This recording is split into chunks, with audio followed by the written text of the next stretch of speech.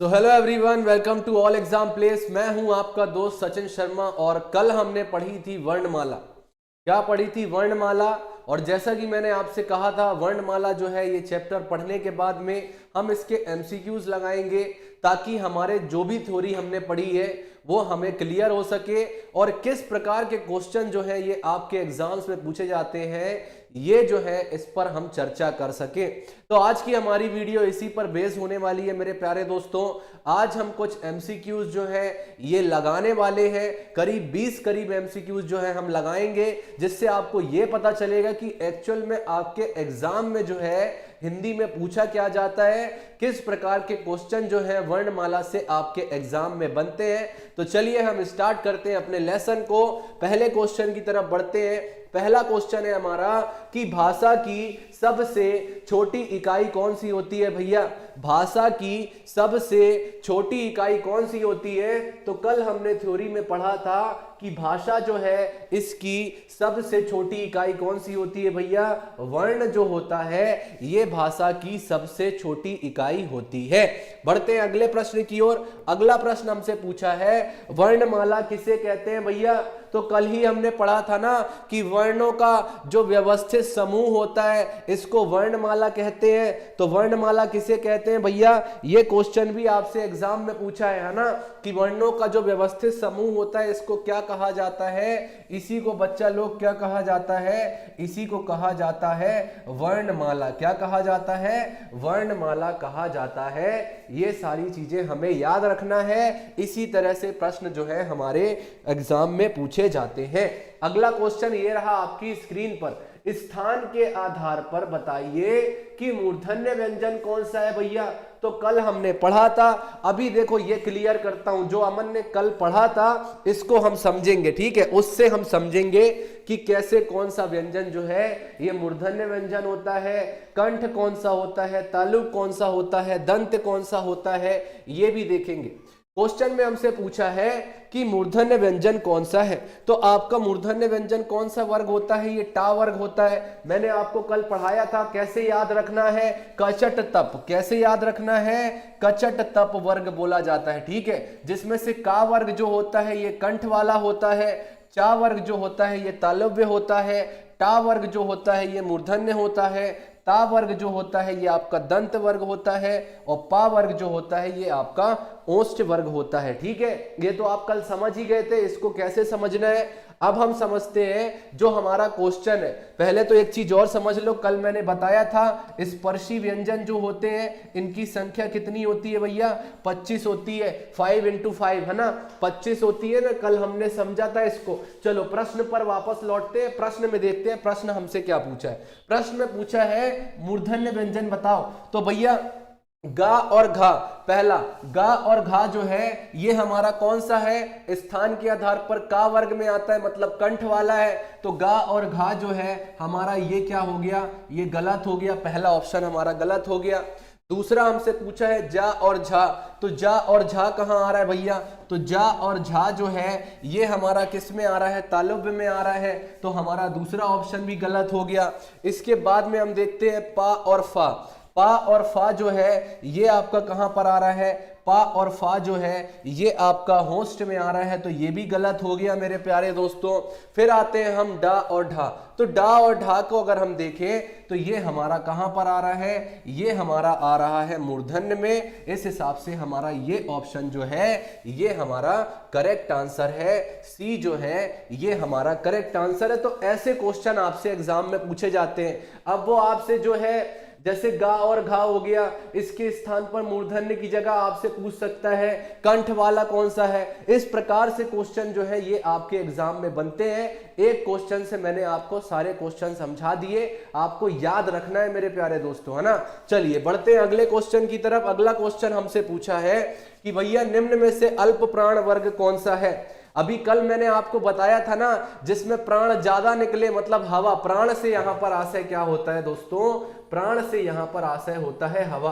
जिन वर्णों के उच्चारण में आपके मुख से हवा जो है ज्यादा निकलती है या कम निकलती है वो आपका प्राण वर्ग कहा जाता है। इसमें आपका दो होता है, एक होता है अल्प प्राण, अल्प का मतलब ही क्या हो गया, कम हो गया, अल्प प्राण हो गया। दूसरा आपका हो गया महाप्राण, दूसरा क्या हो गया, दूसरा आपका महाप्राण हो गया।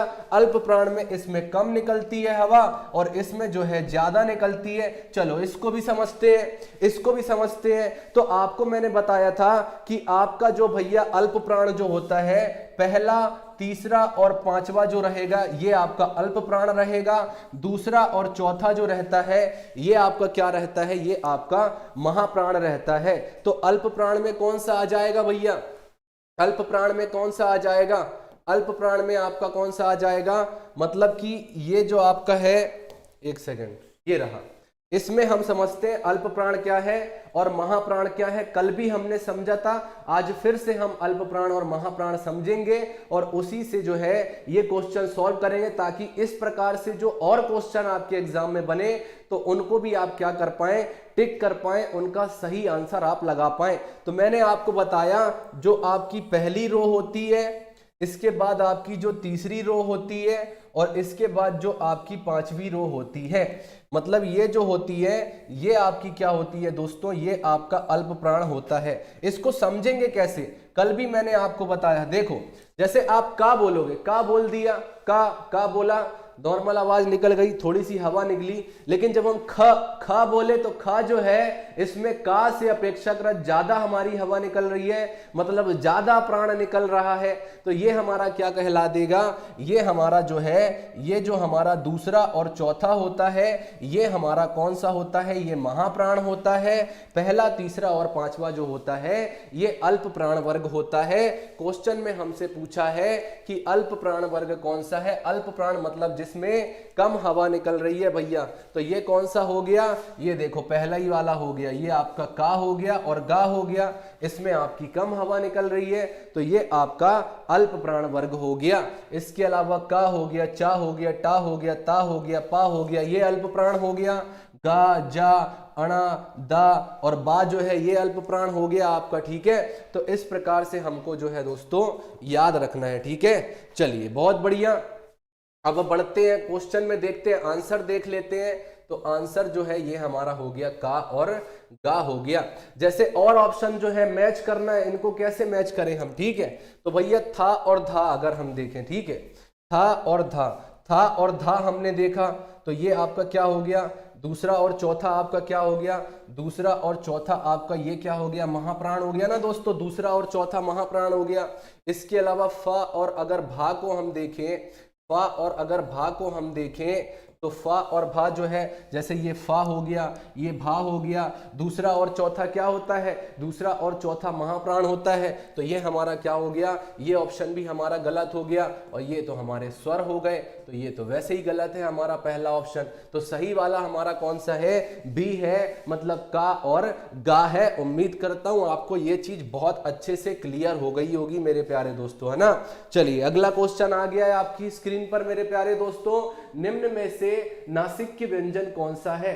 नासिक के व्यंजन पूछ रहा है भैया कि भैया मुंह से तो आवाज निकलती है, नाक से भी आवाज निकल जाए। जैसे मैंने शाह बोला तो मेरी नाक पे जोर नहीं पड़ा, ठीक है। इसके बाद में मैं जा बोलूं तो जा में भी मेरी नाक पे जोर नहीं पड़ा, गा बोलूं तो गा में भी नहीं पड़ा। लेकिन जब हम अंगा बोलेंगे तो हमारी क्या होता है, नाक पर भी जोर पड़ता है। तो ये हमारा जो है ये हमारा नासिक के व्यंजन है। कौन सा है, नासिक के व्यंजन है। ठीक है, चलिए अगला क्वेश्चन ये रहा, निम्न में से कंठ ध्वनियां कौन सी हैं। अभी थोड़ी देर पहले ही आपने समझा है, देख के आंसर लगाओगे, एक बार में आंसर लगा दोगे। का और खा हो गया, या और रा हो गया, चा जा हो गया, या फिर टा और अणा हो गया। नहीं समझ में आया और देख लेते हैं, बिल्कुल चिंता मत करो। ये देखो कंठ पूछ रहा है आपसे, तो पहला ही ऑप्शन जो है का और खा जो है ये आपका किस में आ गया, ये आपका कंठ में आ गया। और ऑप्शन देख लो भैया, और ऑप्शन देख लो, ये रहा कंठ ध्वनि का या और रा। देखें तो या और रा जो है वो तो आपका अंतस्थ वाला आ जाएगा, ठीक है। इसके अलावा मैं बात करूं चा और जा, तो चा और जा जो है, ये चा और जा जो है ये आपका तालव्य व्यंजन होते हैं। तो आपका दूसरा वाला जो है ये गलत हो गया। टा और अणा हो गया, तो भैया टा और अणा जो है ये हमारे क्या होते हैं, ये हमारे मूर्धन्य होते हैं। तो हमारा ये वाला भी गलत हो गया। तो पहला ही ऑप्शन हमारा जो है ये करेक्ट है। समझ में आ गया ना। चलिए आगे बढ़ते हैं अगले क्वेश्चन की। और अगला क्वेश्चन ये रहा हमारा, ए और ए वर्ण क्या कहलाते हैं भैया। ए और ए वर्ण, जब ए आप बोलोगे ए बोलो ए तो आपका जो है कंठ भी लग रहा है, और आप जो ए बोलो तो आपके तालुब में भी आ रहा है। तो आपका ए और ए वर्ण कौन से कहलाते हैं भैया, ये आपके कंठ और तालव्य है। बस सब क्वेश्चन के आंसर जो है एकदम आराम से आप लगा सकते हो। इसको करना कुछ नहीं है, अपने ऊपर अप्लाई करना है मेरे दोस्त। क्या करना है, अपने ऊपर अप्लाई करना है। अपने ऊपर अप्लाई करो, सारी चीजें आपको समझ में आ जाएंगी, है ना।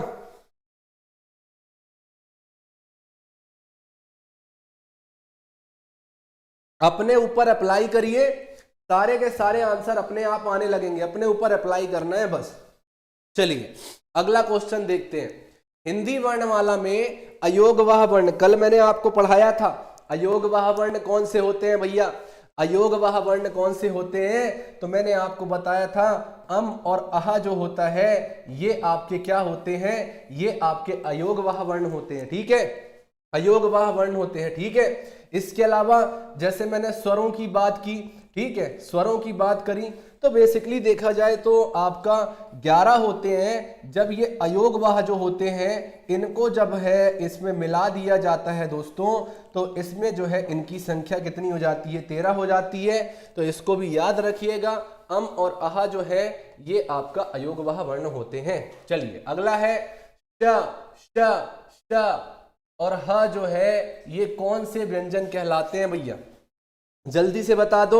कल मैंने जब पढ़ाया था तो बताया था ना कि भैया कुछ वर्ड ऐसे होते हैं, कुछ वर्ण ऐसे होते हैं जिनको बोलने में हमारे मुख को संघर्ष करना पड़ता है। क्या करना पड़ता है, संघर्ष करना पड़ता है। जब आप श बोलोगे, श बोला, तो ये आपके संघर्षी और ऊष्मीय व्यंजन भी कहलाते हैं। कल मैंने पढ़ाया था ना आपको, ऊष्मीय व्यंजन भी कहलाते हैं। ये आपके ऊष्मा जो है आपके मुख से बाहर निकलती है इसमें, है ना, ये आपके ऊष्मीय व्यंजन भी कहलाते हैं, है ना। संघर्षी या ऊष्मीय व्यंजन कहलाते हैं। संघर्ष करना पड़ता है इन वर्डों को बोलने में आपको, तो ये आपके कौन से कहलाते हैं, संघर्षी या ऊष्मीय व्यंजन कहलाते हैं, ना मेरे प्यारे दोस्तों। चलिए अगला क्वेश्चन देखते हैं। निम्न में से कौन सा घोष वर्ण है। कल मैंने आपको घोष सघोष सब कुछ पढ़ाया था भैया, बस उसी को जो है याद रखो और अप्लाई कर दो भैया। उसी को याद रखो और अप्लाई करो, अपने ऊपर अप्लाई करो, आपको आंसर मिल जाएगा। तो सबसे पहले तो हम ये समझते हैं कि घोष वर्ण क्या होता है। कल मैंने आपको पढ़ाया था, लेकिन आज फिर से मैं आपको जो है एमसीक्यू करा रहा हूं। तो यहां पर जो है मैं आपको ये चीज भी समझा दूंगा, वापस से बताऊंगा, ताकि एक एक चीज आपको क्लियर हो। घोष या सघोष जो होता है, घोष या सघोष वर्ण होता है, और एक आपका होता है अघोष वर्ण। कौन सा होता है, अघोष होता है। घोष और सघोष जो है ये आपका एक ही है मेरे दोस्तों, है ना। घोष और सघोष जो होता है ये जो है कहीं कहीं पर घोष को सघोष भी पढ़ने को मिलता है, और ये आपका एक होता है कौन सा, अघोष वर्ण। तो भैया सबसे पहले देखते हैं कि घोष कौन सा होता है, अघोष कौन सा होता है। अघोष पहले आता है। अघोष जो है हर जो आपका व्यंजन रहेगा उसका जो आपका पहला और दूसरा रहता है। कौन सा, पहला और दूसरा। कौन सा हो गया, पहला और दूसरा जो रहता है ये आपका अघोष वर्ण होता है। और इसके अलावा आपका तीसरा, चौथा और पांचवा जो वर्ण रहेगा ये आपका घोष या फिर सघोष वर्ण कहलाता है। क्या कहलाता है, घोष या सघोष वर्ण कहलाता है। क्वेश्चन में पूछा है कौन सा भैया आपका घोष वर्ण है, चलो देख लेते हैं भैया कौन सा है। ठीक है, तो मैंने बताया कि पहला और दूसरा जो है, पहला और दूसरा जो है ये आपका क्या हो गया, फिर आपके बाद में तीसरा हो गया, चौथा हो गया और पांचवा हो गया। पहला और दूसरा आपका क्या हो गया मेरे प्यारे दोस्तों, पहला और दूसरा आपका अघोष हो गया। इसके अलावा तीसरा, चौथा और पांचवा जो है ये आपका घोष या फिर आपका सघोष वर्ण कहलाता है। कौन सा कहलाता है? सघोष कहलाता है। ठीक है, याद रखिए। अब क्वेश्चन देखो, क्वेश्चन में खा है, खा जो है ये आपका क्या है? खा जो है ये आपका, खा जो है ये आपका कौन सा है? अघोष हो गया। तो ये आपका पहला ऑप्शन जो है ये गलत हो गया। फिर इसके बाद में आपका चा आ गया, चा जो है ये भी आपका अघोष हो गया, तो चा भी आपका गलत हो गया। माँ आ गया, माँ आपका घोष और सघोष है, मतलब ये आपका सही है। ठा बचा है, इसको भी देख लो, ठा भी आपका अघोष हो गया, तो ये भी आपका गलत हो गया। कुछ नहीं करना है दोस्तों, कुछ भी नहीं करना है, बस याद रखना है चीजों को। चीजें आप याद रखोगे। सबसे इंपॉर्टेंट चीज बता रहा हूं, ये जो टेबल बनी हुई है ना, ये जो टेबल बनी हुई है, इस टेबल को बहुत अच्छे से याद कर लो आप। ठीक है, इस टेबल को बहुत अच्छे से याद कर लो। कंठ याद कर लो, तालुव्य, मूर्धन्य, दंत, ओष्ठ, कचट, तप याद कर लो। और ये आपके जो व्यंजन है 25 आपके स्पर्शी व्यंजन, इनको जो है बहुत अच्छे से आप लोग याद कर लीजिए। अगला क्वेश्चन है, हिंदी में मूलतः वर्णों की संख्या कितनी होती है? जल्दी से भैया, हिंदी में मूलतः वर्णों की संख्या कितनी होती है? कल मैंने आपको पढ़ाया था मूलतः वर्णों की संख्या कितनी होती है। आप सभी प्यारे बच्चों को पता है 52 होती है। कितनी होती है? 52 होती है। तो ये बेसिक क्वेश्चन है, ऐसे क्वेश्चन भी आपसे एग्जाम में पूछे गए हैं। ठीक है, चलिए अगला, छा ध्वनि किसके अंतर्गत आती है? क्या पूछ रहा है ये? छा जो है ये ध्वनि किसके अंतर्गत आती है? तो कल मैंने आपको क्या पढ़ाया था भैया?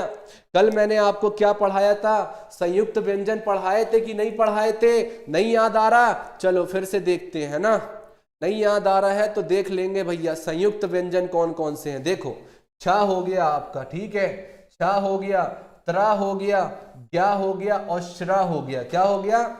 छा हो गया, आपका त्रा हो गया, इसके बाद में छा, त्रा, ज्ञा और श्रा। ये मैंने आपको पढ़ाया था ना कल, ये आपके संयुक्त व्यंजन होते हैं। क्या होते हैं? संयुक्त व्यंजन होते हैं, मिल करके इनका निर्माण होता है। तो आपका क्या हो जाएगा? छा जो है ये आपका किससे मिलकर के बना है? ये आपका का और शा से मिलकर बना है। किससे मिलकर के बना है? का और शा से मिलकर के बना है। अभी और भी हम देखेंगे, बिल्कुल चिंता मत करो। ठीक है, चलो, तो ये क्या कहलाते हैं? ये आपके संयुक्त वर्ण कहलाते हैं। क्या कहलाते हैं? ये आपके संयुक्त वर्ण कहलाते हैं। अगला क्वेश्चन ये रहा, ज्ञा। ज्ञा वर्ण जो है ये किन वर्णों से मिलकर के बना है? अभी तो देखा ना आपने, अभी दिखाया मैंने। ज्ञा किससे मिलकर के बना है भैया? ज्ञा जो है ये किससे मिलकर के बना है भैया? तो आपको याद रखना है। ठीक है, आपको याद रखना है, आपका ज्ञा जो है ये आपका जा और अंगा से मिलकर के बना है। किससे मिलकर बना है? ये आपका, अब जैसे ज्ञा ऐसे याद कर लो यार, इंग्लिश में लिखना है हमको। ठीक है, इंग्लिश में हम ज्ञा को कैसे लिखेंगे? ऐसे लिखेंगे। तो ये जी से आपका जा हो गया और वाई ए से आपका क्या होगा? यहाँ अंगा हो गया। तो ऐसे करके भी आप इसको याद कर सकते हो। ठीक है, तो आपका कौन सा वाला सही है? बी वाला ऑप्शन जो है ये आपका करेक्ट हो जाएगा। ठीक है, चलिए आगे बढ़ते हैं। अगला क्वेश्चन, अघोष वर्ण अभी हमने पढ़ा, घोष और अघोष अभी हमने पढ़ा, घोष वर्ण पढ़ा अभी हमने जो है, और सघोष वर्ण पढ़ा, घोष अघोष देखा। चलो फिर से देख लो भैया, अघोष वर्ण इनमें कौन सा है? तो अभी मैंने आपको बताया, अभी आपने समझा था भैया। एक मिनट रुकिए, ये टेबल आ गई, फिर से टेबल में लेके आ गया हूं, पुरानी वाली टेबल में ही देख लो, है ना। चलो इसी टेबल में देख लो, ये टेबल हो गई आपकी, ये आपकी हो गया पहला, और दूसरा आपका क्या हो जाएगा? अघोष, और तीसरा, चौथा, पांचवा आपका घोष और सघोष हो जाएगा। ठीक है, चलिए, तो क्वेश्चन में क्या पूछा है हमसे? क्वेश्चन में हमसे पूछा है कि भैया अघोष वर्ण कौन सा है? तो ये तो पहले ही अलग हो गया। जा आपसे पूछा है, फिर से देखो भैया, जा आपका कहां पर आ रहा है भैया? जा आपका कहां पर आ रहा है? जा आपका यहां पर आ रहा है। ठीक है, ये आपका घोष में आ रहा है। इसके अलावा हम देखें, अगर इसके अलावा अगर हम देखें, आपका हा देखें, सा देखें, तो ये आपका हो गया। तो जा जो है ये आपका सही आंसर हो जाएगा। कौन सा सही आंसर हो जाएगा आपका? जा जो है ये आपका सा जो है, माफी चाहूंगा, सा जो हो जाएगा ये आपका किस में आ जाएगा, ये आपका अघोष वर्ण में आ जाएगा। कौन से वर्ण में आ जाएगा, ये आपका अघोष वर्ण में आ जाएगा। टेबल याद कर लीजिए, सारी चीजें आपको उसमें समझ में आ जाएगी। ठीक है, चलिए यारा लावा सा जो होता है आपके अंतस्थ हो गए ना, ये उसमें आता है। ठीक है, चलिए अगला क्वेश्चन देखते हैं। घा का उच्चारण स्थान कौन सा है? उच्चारण स्थान पूछ रहा है भैया घा का। किसका पूछ रहा है? घा का। तो पहले ही दिख गया भैया, घा का उच्चारण स्थान कहां पर है? घा का उच्चारण स्थान कंठ से है। सीधा सीधा कॉन्सेप्ट है इसका, सीधा सा आंसर आपका आ गया भैया कि घा जो है ये आपका कंठ में हो जाएगा। घा जब बोलते हो तो आपके गले से आवाज निकलती है ना, तो ये आपका कौन सा हो जाएगा? कंठ हो जाएगा। अगला क्वेश्चन देखते हैं मेरे प्यारे दोस्तों। इनमें से संयुक्त व्यंजन कौन सा है? अभी मैंने आपको पढ़ाया ना, संयुक्त व्यंजन कौन कौन से होते हैं। छा होता है, त्रा होता है, ज्ञा होता है और श्रा होता है। ठीक है, तो अपने ऑप्शन देख लेते हैं भैया। आपका ऑप्शन ये गलत हो गया, ये भी गलत हो गया, ये भी गलत हो गया, आपका ज्ञा बचा, तो ज्ञा आपका क्या हो गया? ये आपका सही उत्तर हो गया। 4 होते हैं ना आपके संयुक्त व्यंजन। कितने होते हैं? छा, त्रा, ज्ञा और श्रा। तो 4 जो है इनमें से एक दिया है, ये आपका सही उत्तर हो गया। इसके अलावा निम्नलिखित में से कौन सा वर्ण उच्चारण की दृष्टि से दंत नहीं है? क्या नहीं है? दंत नहीं है। तो चलो भैया दंत वाले देख लेते हैं। दंत वाला कॉलम हमारा ता वर्ग होता है। जैसे ही आप ता बोलते हो, था बोलते हो, दा बोलते हो, धा बोलते हो और ना बोलते हो, तो आपके दांत क्या होते हैं? आपस में जुड़ते हैं ना। तो ता, था, दा, धा, ना, इसमें से जो भी दिया होगा ये आपका करेक्ट हो जाएगा। तो भैया ता हो गया, ये जो है ये आपका दंत हो गया। ना भी आपका दंत हो गया, दा भी आपका दंत हो गया। क्वेश्चन में पूछा है नहीं है, कौन सा नहीं है भैया? तो टा वाला जो है ये आपका नहीं है भैया। ठीक है, ता वाला जो है ये नहीं है, क्योंकि टा जो है ये आपका कौन सा होता है? ये आपका कौन सा होता है? ये आपका मूर्धन्य होता है। याद रखिएगा ये सारी चीजें। ता, था, दा, धा, ये जो होते हैं ये आपके कौन से होते हैं? ये आपके जो होते हैं ता, था, दंत व्यंजन होते हैं। ठीक है, चलिए अगला क्वेश्चन देखते हैं। जिन शब्दों के अंत में आ आता है उन्हें क्या कहते हैं भैया? तो ये क्वेश्चन भी पूछा है आपसे एग्जाम में कि जिन शब्दों के अंत में आ आता है उन्हें क्या कहा जाता है? तो उन्हें कहा जाता है दोस्तों अकारांत। क्या कहा जाता है? उन्हें कहा जाता है अकारांत। इसे भी याद रखिएगा। इसके अलावा अगला क्वेश्चन है, छा वर्ण किसके योग से बना है भैया? अभी आपने पढ़ा है। कुछ चीजें मैं बोल रहा हूं बार बार, आपको बहुत अच्छे से याद रखना पड़ेगा। क्या रखना पड़ेगा? याद रखना पड़ेगा। ये देखो यहां पे फिर से देखते हैं, छा किससे बना है? छा किससे बना है? अगर इंग्लिश में आप छा लिखोगे तो आप लिखोगे ऐसा, छा, KSHA, ऐसा लिखोगे ना, तो ये आपका इस प्रकार से आ जाएगा। तो के से आपका का हो जाएगा, SH से आपका शा हो जाएगा। ठीक है, तो आपका जो ऑप्शन जो है आपका है का और शा जो है ये आपका सही उत्तर हो जाएगा। का और शा से मिलकर के आपका क्या बन जाएगा? आपका छा बन जाएगा, है ना प्यारे दोस्तों। चलिए अगले क्वेश्चन की ओर आगे बढ़ते हैं। अगला क्वेश्चन जो है ये रहा हमारी स्क्रीन पर। ये देखो इसमें भी दिया हुआ है, का और आपका शा जो है ये मिलकर छा बनाते हैं, ता और रा मिलके त्रा बनाते हैं, जा और ज्ञा मिलके ज्ञा बनाते हैं, शा और रा मिलके श्रा बनाते हैं। ठीक है, चलिए अगला क्वेश्चन है, हिंदी वर्णमाला में कुल स्वरों की संख्या कितनी है भैया? कुल स्वरों की संख्या कितनी है दादा? कुल स्वरों की संख्या मूलतः जो है ये आपकी देखो बेसिकली 10 हो गई। इसमें 11वां आपका कौन सा हो गया? और जो री ऋषि वाला होता है ना, री ऋषि वाला होता है, ये आपका 1 हो गया। इसके अलावा 2 अयोगवा हो गए, अम और अहा हो गया, ये आपके 1 हो गया, 2 हो गया और ये 3 हो गया। और 10 जो है उच्चारण की दृष्टि से 10 हो गए, जैसे आ ई उ ए, ये जो अब आप जोड़ोगे तो ये 10 हो जाएंगे और ये वाले 3 हो गए। तो 10 + 3 आपके कितने हो गए? ये आपके हो गए 13। तो आपका जो सही उत्तर है वो है डी 13। ठीक है दोस्तों, तो ये थे आपके वर्णमाला के आज के कुछ इंपॉर्टेंट एमसीक्यूज। और एमसीक्यूज हम लगाएंगे ऐसा नहीं है, और भी क्वेश्चन जो है हम इस सीरीज में लगाएंगे। अगली वीडियो में हम किसी एक नए टॉपिक के साथ में आपसे मिलेंगे मेरे प्यारे दोस्तों। तब तक के लिए नमस्कार, जय हिंद, जय भारत, खुश रहिए, मस्त रहिए।